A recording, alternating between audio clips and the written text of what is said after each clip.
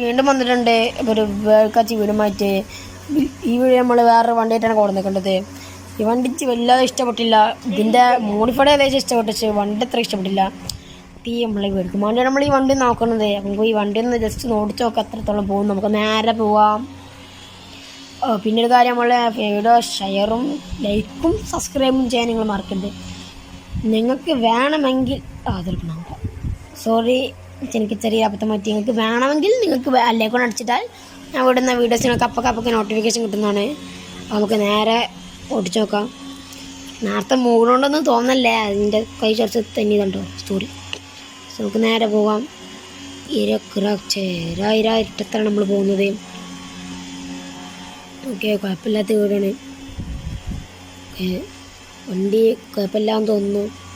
Okay, നമ്മളുടെ വണ്ടിയുടെ അമിതമായ സ്പീഡ് എന്തെന്ന് വെച്ചാൽ 138 യെസ്.